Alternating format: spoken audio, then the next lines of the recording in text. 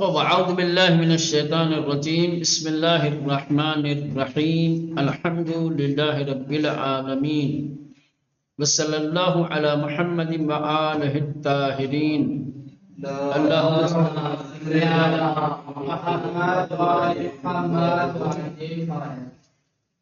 خوب آج جو ہے همون گونه که گفتیم معنی دوم صحیح‌تر به نظر میرسد و یکی از شواهد آن سخنی است که از امیر مؤمنان علی علیه السلام در این زمینه در نهج البلاغه آمده است. کل جو زرتم المقابر کی دو تفسیریں اور دو معنی بیان کیے تھے. پہلا معنی یہ بیان کیا تھا کہ مقابر مقبرہ کی جمع ہے، ٹھیک، یا کنایا ہے موت سے، بعض تفاسیر کے مطابق، یا اس کا معنی ہے تفاخر کرنے کے لیے قبروں کو شمار کرنا. ٹھیک ہے مولانا؟ تو کہا تھا کہ یہ جو دوسرا والا معنی کیا گیا ہے پہلا معنی نہیں، ٹھیک، قبر تک پہنچنا، مر جانا، سمجھ رہے ہیں، موت سے کنایا والا جو معنی کیا گیا تھا، مفسر نے اس معنی کی تردید کی ہے، اس کا انکار کیا ہے، اور دوسرا معنی تفاخر کی غرض سے قبروں کو شمار کرنے کے لیے قبرستان جانا، یہ کیا ہے مولانا؟ جو دوسرا معنی ہے اس کو بہتر اور صحیح بتایا ہے. اب سوال یہ پیدا ہوتا ہے کہ مفسر نے دوسرے والے نظریے کو، دوسرے معنی کو کیوں ترجیح دی ہے، کیوں زیادہ صحیح بتایا ہے؟ اس کے زیادہ صحیح ہونے کی وجہ کیا ہے، دلیل کیا ہے؟ تو انہوں نے دلیل دی ہے مولا امیر المومنین علیہ السلام کا نہج البلاغہ میں خطبہ ہے، اس کو دلیل بنایا ہے.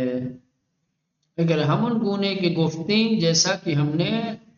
بیان کیا کہ معنی دوم صحیح تر بے نظر میرسد، کہ دوسرا والا جو معنی ہے یعنی قبروں کو شمار کرنا فخر و مباحات کے لیے، یہ معنی زیادہ صحیح ہے. ویکی الشواہد آن، اور اس کے شواہد میں سے، اس کے گواہوں میں سے ایک شاہد اور ایک گواہ سخنیس کے از امیر مومنان علی علیہ السلام در این زمینیں گفتگو اور کلام ہے، خطبہ ہے مولا امیر المومنین علیہ السلام کا اس سلسلے میں جو نہج البلاغہ میں آیا ہے، کہ اس خطبے میں امام اسی سورہ کی آیت کی تلاوت فرماتے ہیں. پہلے فرماتے ہیں الہاکم التکاثر حتی زرتم المقابر، ٹھیک. اس کے بعد فرمایا یا لہ مرامن ما ابعد وزورا ما اغفل وخطرا ما افدع لقد استخلوا منهم اے مدکر وتناوشوهم من مکان بعید. یہ پورا خطبہ ہے امام کا. امام نے اس خطبے میں فرمایا تعجب کی بات ہے، حیرت کی بات ہے، چے ہدف بسیار دوری، یہ کتنا دور کا مقصد ہے، یہ کون سا مقصد ہے، یہ کون سا ہدف ہے جو انسان سے بہت دور ہے. بچے زیارت کنندگان غافلی، یہ کیسے خفتہ غافل اور سوئے ہوئے لوگ ہیں جو زیارت کر رہے ہیں. زیارت بیداری کے ساتھ عبرت آموزی کی غرض سے ہونا چاہیے، نہ کہ غفلت کے ساتھ. بچے زیارت کنندگان غافلی، کتنے غافل اور بے خبر زیارت کرنے والے لوگ ہیں. بچے افتخار موہوم و رسوائی، اور یہ کون سی موہوم، پست اور ذلیل و رسوا کرنے والا افتخار ہے کہ قبروں کو گن کر کے افتخار کر رہے ہیں. بیاد استخان پوسیدے کسانی افتادے اند، کہ سالہا اسخاق شدیان، کریں ان لوگوں کی بوسیدہ اور سڑی گلی ہڈیوں کی یاد انہیں آئی ہے کہ جو سالوں پہلے خاک میں مل گئے ہیں، مٹی ہو گئے ہیں۔ ان ہم چے یاداوری، بھی کیا یاداوری ہے، یہ کون سی یاد ہے؟ با ان فاصلے دور بیاد کسانی افتاد ان، کہنے کہ یہ دور دراز کے فاصلے، یہ اتنی تاخیر کے بعد جو آئے ہوئے ہیں قبروں پہ زیارت کے لیے، جو اپنے مردوں کو یاد کرنے کے لیے، یہ ایک طویل فاصلے کے بعد جو ان لوگوں کے کہ جو مر چکے ہیں، جنہیں ان کی اب یاد آئی ہے، سودی بحال شان نہ دارند، یہ ان کے لیے سود مند نہیں ہے، نہ ان سے ان کو کوئی فائدہ ہونے والا، نہ ان سے ان کو کوئی فائدہ ہونے والا۔ آیا بے محل نابودی پدران خوش خیش افتخار می کنن، یہ اپنے باپ دادا کی نابودی کی جگہ پر فخر و مباحات کر رہے ہیں، جہاں ان کا جسم، ان کی ہڈیاں، ان کا وجود خاک میں مل گیا، یہ آج آ کر کے اسی کو شمار کر کے افتخار کر رہے ہیں۔ یہ کوئی افتخار کی جگہ ہے؟ یہ افتخار کرنے کا مقام ہے جو ان کے باپ دادا کی نابودی کی جگہ ہے، یہ اس پر افتخار کر رہے ہیں۔ بیا باش مردن تعداد مردگان و معدومین خدرہ بسیار می شمرن، یا یہ کہ مرے ہوئے لوگوں کی تعداد اور جو معدوم ہو گئے، جو مٹ گئے، جو ختم ہو گئے، ان کو زیادہ سمجھتے ہیں۔ آنہا خواہان بازگشت اجسادی ہستن کی، تار و پوج شان از ہم گسستے، کریں کہ وہ لوگ اس جسم کی طرف پلٹنا چاہ رہے ہیں کہ جس کا ایک ایک ٹکڑا، ایک ایک حصہ جدا ہو چکا ہے، وہ حرکات شان کے سکون مبدل شدے، اور جن کی حرکتیں اب سکون میں بدل چکی ہیں، یعنی یہ چاہتے ہیں کہ اب دوبارہ ان کے جسم کے اجزاء جو بکھرے ہوئے ہیں وہ آپس میں مل جائیں، اس میں جان آ جائے۔ یہ کیا چاہ رہے ہیں؟ ان کے جسم کے ٹکڑے اب بکھر چکے ہیں، ان کے جسم کے اعضاء ایک دوسرے سے جدا ہو چکے ہیں۔ کل جب جان تھی تو جسم کا ہر حصہ، ہر عضو حرکت کر رہا تھا، لیکن اب بے سکون ہے، اس میں جان ہی نہیں ہے۔ ان اجساد پوسیدے اگر مائے عبرت باشن سزاوار ترس، اب ایسے لوگ جن کی یہ حالت ہے مولانا، یہ تو عبرت کا مقام ہے، عبرت کی چیز ہے، جن کا وجود، جن کا جسم سب کچھ خاک ہو چکا ہے، خاک میں مل چکا ہے، وہ مائے افتخار نہیں ہے کہ ان پر افتخار کیا جائے، قبروں کو شمار کر کے مباحث کیا جائے، نہ، اگر ان قبروں کو اور قبر میں سوئے ہوئے وہ افراد کی جو خاک ہو چکے ہیں ان کو مائے عبرت بنایا جائے، عبرت کا سبب، درس آموزی کا باعث بنایا جائے، تو یہ زیادہ بہتر ہوگا، نہ کہ ان کو افتخار کا سبب سمجھا جائے اور افتخار کے لیے ان اجساد پوسیدے، یہ بکھرے ہوئے جسم، یہ خاک میں مل جانے والے جسم، اگر مائے عبرت باشند، اگر یہ درس آموزی اور عبرت گیری کا سبب ہوں تو سزاوار ترس، یہ زیادہ بہتر ہے، تا موجب افتخار گردن، کہ ان پر افتخار کیا جائے۔ یہ افتخار کے قابل نہیں ہے، خبروں کو اور مردوں کو افتخار کا سبب اور باعث نہیں سمجھنا چاہیے، بلکہ ان سے عبرت حاصل کرنی چاہیے۔ تو یہ دیکھا آپ نے کہ کس طریقے سے امام علیہ السلام نے اپنے اس کلام میں بات موت کی نہیں کی ہے۔ حتیٰ زرتم المقابر کا جو معنی کیا گیا ہے کہ بعض نے کہا کہ یہ کنایا ہے موت سے، بلکہ قبروں کو شمار کرنا،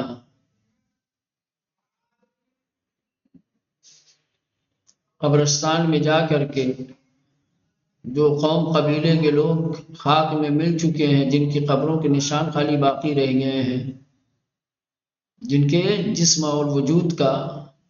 اب کوئی حصہ باقی نہیں رہ گیا ہے، ان کو شمار کیا جائے، ان پر فخر و مباحات کیا جائے، یہ فخر و مباحات کا محل اور فخر و مباحات کی چیز نہیں ہے، بلکہ یہ عبرت گیری کا مقام۔ تو امام علیہ السلام نے بھی اپنے کلام میں یہ حتیٰ زرتم المقابر کی وضاحت کرتے ہوئے اور اس کی تفصیلات کو بیان کرتے ہوئے امام نے بھی کیا فرمایا ہے کہ قبروں کو شمار کرنا۔ تو یہ دوسرا والا جو معنی ہے حتیٰ زرتم المقابر، اس کا معنی وہ دوسرا والا معنی مراد لیا جائے کہ فخر مباحات کے لیے یہ اپنے بزرگوں کی قبروں کی زیارت کو پہنچ جاتے ہیں، ان کی قبروں کو شمار کرتے ہیں۔ ٹھیک، اب کہہ رہے کہ ان خطبے کی تنہا به قسمتی از آن در اینجا اشاره کرده ایم به قدری تکان دهنده و گویا و سریع است که ابن ابی الحدی المعتزلی میگوید من به کسی که همه امتها به او سوگند یاد میکنند قسم میخورم از 50 سال پیش تاکنون بیش از 1000 بار این خطبه را خوانده ام۔ مولانا کہہ رہے ہیں کہ ہم نے خطبے کے کچھ اقتباسات، کچھ حصے یہاں پر ذکر کیے ہیں، اشارہ کیے ہیں، پورا خطبہ نہیں ہے، خطبے کا ایک ٹکڑا ہے، خطبے کا ایک جز ہے۔ یہ خطبہ اس قدر انسان کو لرزہ بر اندام کر دینے والا، جھنجھوڑنے والا ہے، چونکانے والا ہے، انسان کے وجود میں زلزلہ برپا کرنے والا ہے کہ ابن ابی الحدید معتزلی، جس نے نہج البلاغہ کی ایک شرح لکھی ہے اور بہت ہی مشہور و معروف ہے، کہا جاتا ہے شرح ابن ابی الحدید، ٹھیک، یہ کہتا ہے کہ میں قسم کھاتا ہوں اس ذات کی کہ جس کی تمام امتیں قسم کھاتی ہیں، 50 سال سے ابھی تک میں نے اس خطبے کو 1000 بار پڑھا ہوگا۔ 50 سالوں میں میں نے امام کا یہ خطبہ تقریباً 1000 بار پڑھا، اور جب پڑھتا ہوں تو میرے وجود میں ایک زلزلہ بپا ہو جاتا ہے، میرا وجود کانپ جاتا ہے، اور جب بھی میں پڑھتا ہوں تو امام کے اس خطبے سے نئی عبرتیں، میں نئے نصیحتیں، نیا موعظہ حاصل کرتا ہوں، ایسی نصیحت اور ایسا موعظہ کہ جو میرے جسم و روح میں اثر کرتا ہے۔ اور جب بھی میں یہ خطبہ پڑھتا ہوں تو مجھے موت یاد آتی ہے، مرے ہوئے لوگ، رشتہ دار، یہ تمام لوگ جو اس دنیا سے گزر چکے ہیں، قبرستان میں جن کی قبریں موجود ہیں، یہ سارے لوگ مجھے یاد آ جاتے ہیں۔ تو خطبے کی اہمیت کو بیان کر رہے ہیں، خطبے کی افادیت کو، یہ خطبہ کتنا اہم خطبہ ہے، یہ خطبہ اس قدر انسان کے وجود میں زلزلہ بپا کرنے والا ہے، سمجھ رہے ہیں، اس کو بیان کریں۔ ان خطبے کی تنہا به قسمتی از آن در اینجا اشارے کر دیں، کریں کہ یہ خطبہ کہ جس کا بس ایک حصہ ہی ہم نے یہاں پر ذکر کیا ہے، جس کی طرف اشارہ کیا ہے، بقدری تکان دہندے و گویا و سری ہے، کہ اس قدر جھنجھوڑنے والا اور یہ خطبہ واضح اور سلیس ہے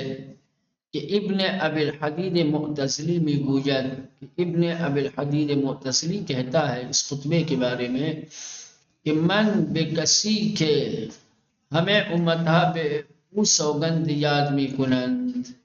میں اس ذات کی کہ جس ذات کی تمام امتیں قسم کھاتی ہیں،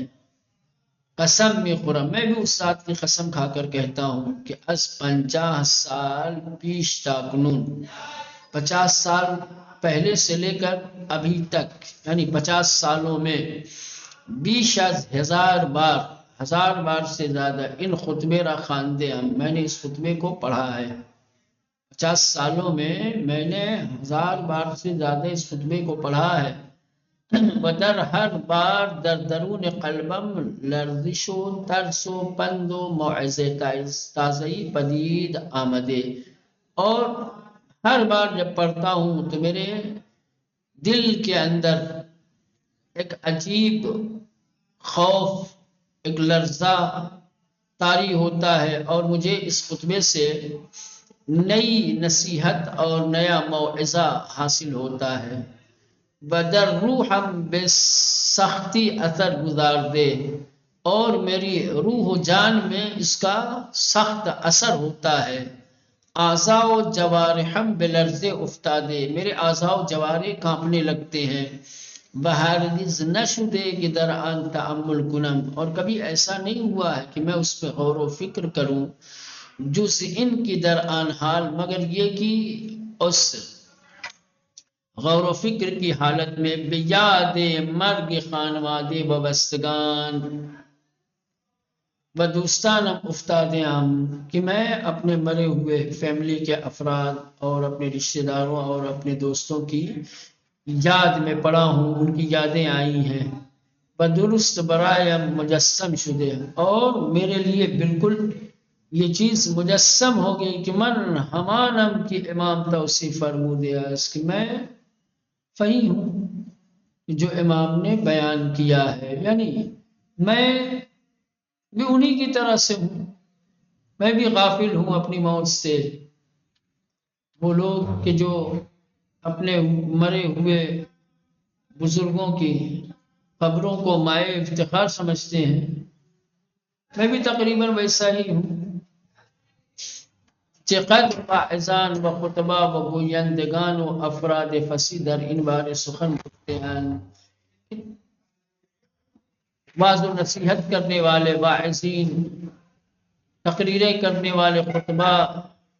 لیکچر دینے والے، بیان دینے والے، کتنے فصیح و بلیغ افراد ایسے ہیں کہ جنہوں نے گفتگو کی ہے۔ ومن گوش فرا دادے ہم، اور میں نے ان کی باتیں سنی ہے۔ بدر سخنان آنہا دقت کر دے ہم، اور میں نے ان کی گفتگو میں بھی دقت کی ہے۔ بلے در ہیچ ایک تاثیر سخن امام را نہیں، لیکن کسی کے کلام میں وہ تاثیر کی جو امام کے کلام میں ہے نہیں پائی۔ واقع امام کے کلام میں، امام کے خطبے میں جو اثر ہے وہ کسی کے کلام اور خطبے میں نہیں ہے۔ امام کے بیان میں جو نصیحتیں ہیں،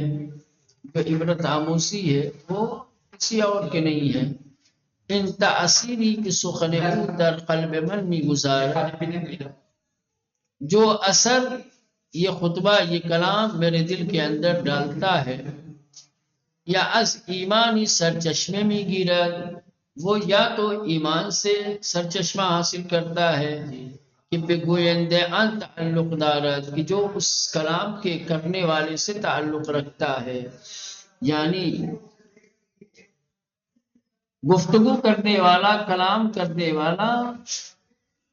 جس قدر با ایمان ہوتا ہے، اس کے کلام کا اثر بھی اتنا ہی زیادہ ہوتا ہے۔ بیا نیت یقین و اخلاص سے او سبب شدہ است، یا اس کی نیت، اس کا یقین اور اس کا اخلاص سبب بنا ہے کہ ان چنین در ارواح نفوذ کند، کہ اس طریقے سے دلوں کی گہرائی میں اتر جائے، بدر قلوب جائے گزین شود، اور دل میں مستقر ہو جائے۔ یعنی یہ امام کے کلام کی خوبیاں بیان کر رہے ہیں، امام کے کلام کی تاثیر کو بیان کر رہے ہیں کہ امام کا یہ خطبہ، امام کا یہ کلام کس قدر اہمیت رکھتا ہے، اس کو جب پڑھتے ہیں تو کیا حالت ہوتی ہے، اس کا کیا اثر ہوتا ہے، یہ تمام چیزیں۔ ادھر قسمت دیگری السخنانش میگوید، وہ امام کے کلام کی تعریف کرتے کرتے کرتے آگے بڑھتا ہے اور پھر اپنی گفتگو کے دوسرے حصے میں کہتا ہے کہ ینبغی لو اجتمع فصحاء العرب قاطبہ فی مجلس وطلع علیہم ان یسجدوا له،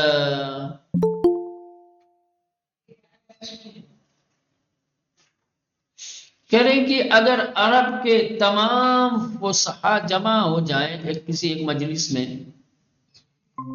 کہہ رہے عرب میں جتنے فصیح و بلیغ گفتگو کرنے والے لوگ ہیں، اگر ان کو ایک بس میں، ایک مجلس میں جمع کر دیا جائے اور ان پر یہ خطبہ پڑھا جائے تو سارے کے سارے سجدہ ریز ہو جائیں گے، سارے سجدہ کرنے پر مجبور چاہیے کہ وہ سجدہ کریں۔ یعنی یہ کلام واقعی ایسا کلام ہے، یہ گفتگو ایسی گفتگو ہے جس میں فصاحت کے ساتھ ساتھ جو بیان ہے امام کا، جو مطالب امام نے بیان کیے ہیں، جو اشارے امام نے کیے ہیں، سمجھ رہے ہیں، اور اس کلام کا جو اثر انسان کے جسم و روح پر ہوتا ہے